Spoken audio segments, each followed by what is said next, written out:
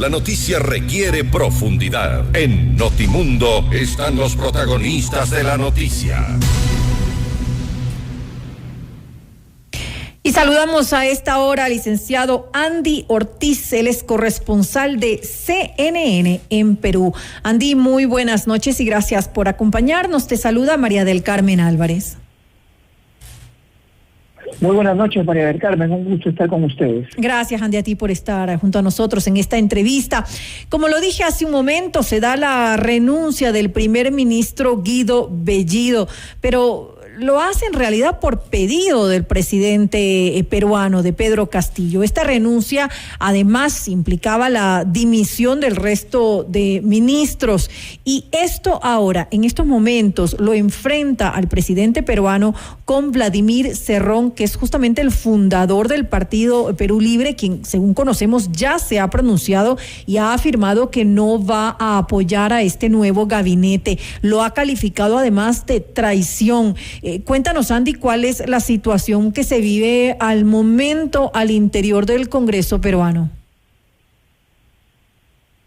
Bueno, como tú bien señalas, la designación de Mirta Vázquez como nueva presidenta del Consejo de Ministros y de 6 ministros nuevos en un gabinete de 19, no le cayó muy bien a la bancada parlamentaria de Perú Libre, o por lo menos una gran parte de esta bancada, porque Valdemar Cerrón, vocero de la bancada parlamentaria y hermano de Vladimir Cerrón, ayer en una conferencia de prensa en las afueras del Palacio de Gobierno, como tú también bien detallas, dijo que esto era una traición, que no se iba a respaldar al gabinete, y en el mismo sentido han estado opinando varios congresistas de Perú Libre, cuya bancada incluso sacó un comunicado apenas conocida la designación de Mirta Vázquez. Complicado para el presidente porque ahora el gabinete presidido por Vázquez tiene que ir al Congreso precisamente a buscar el voto de confianza y ya se advierte que por lo menos un sector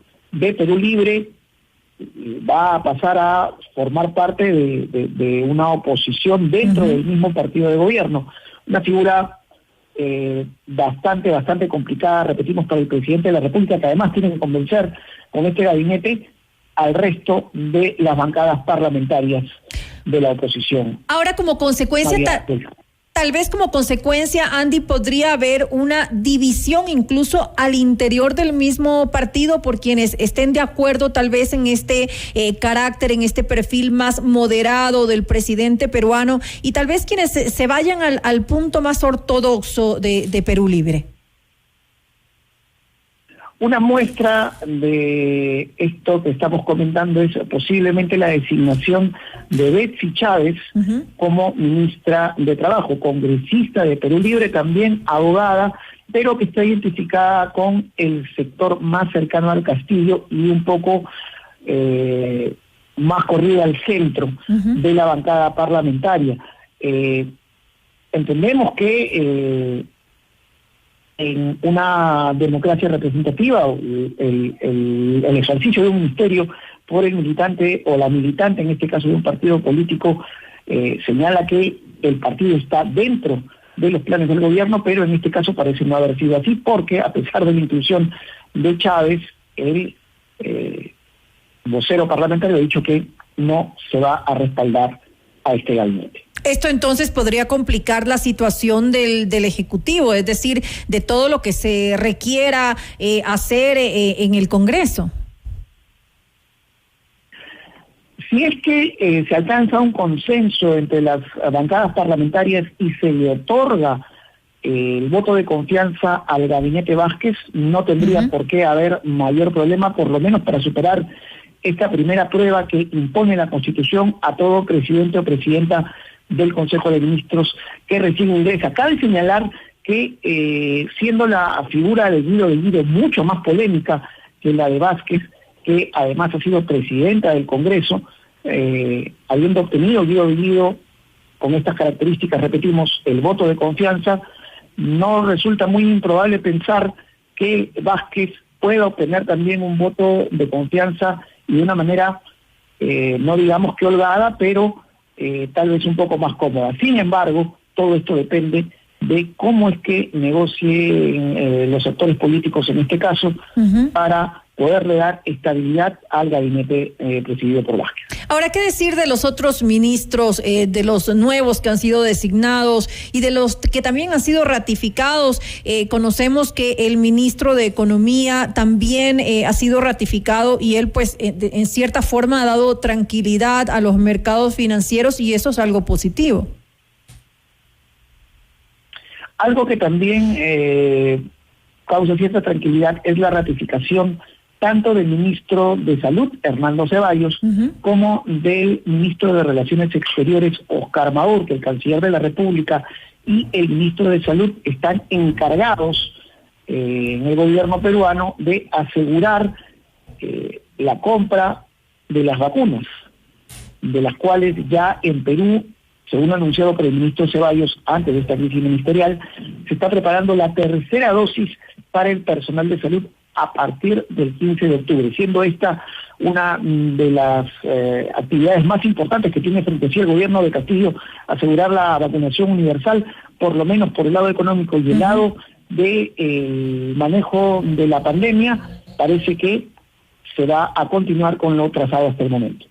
Ahora, ¿cuál es la opinión pública? Porque también es importante considerar esto fuera de la parte política, de la reacción que van a tener pues los congresistas, los parlamentarios.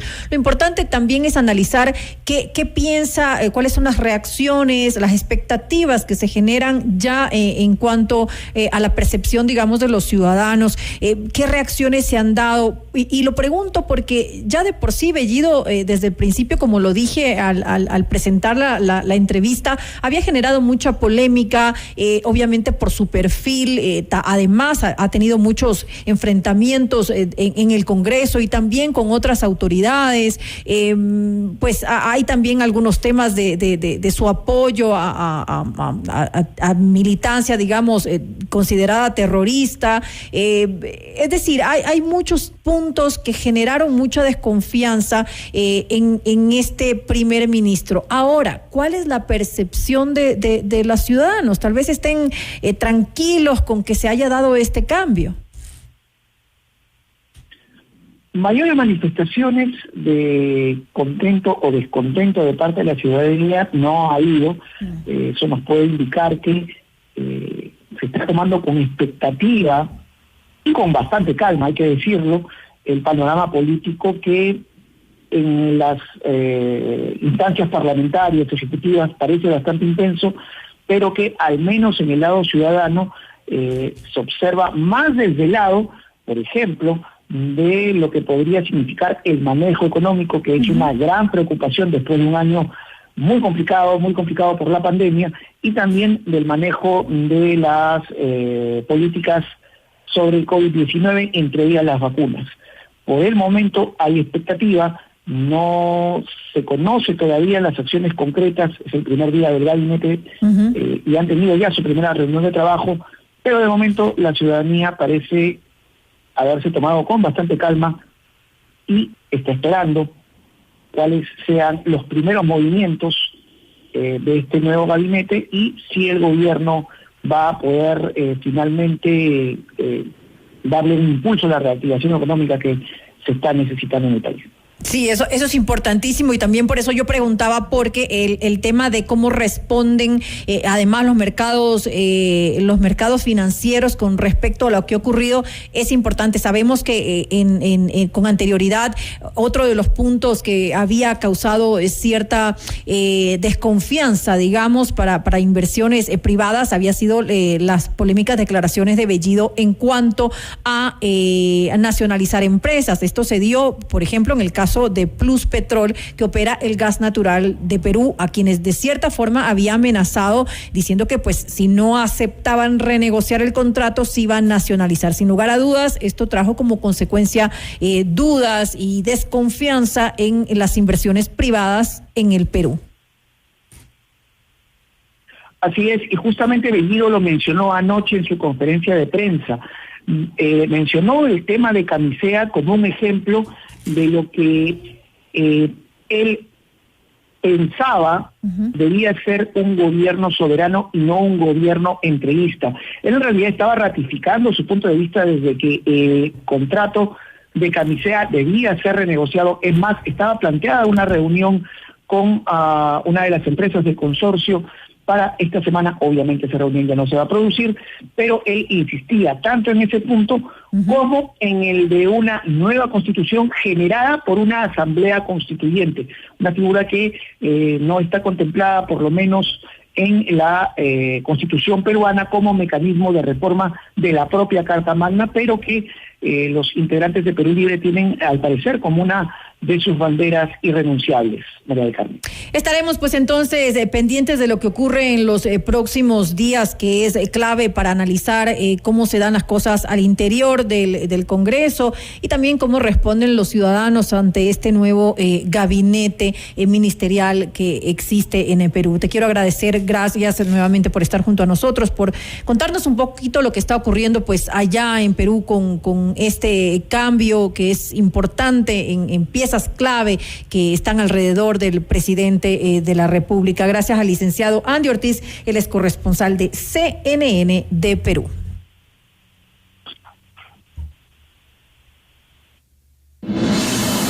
Este es el más completo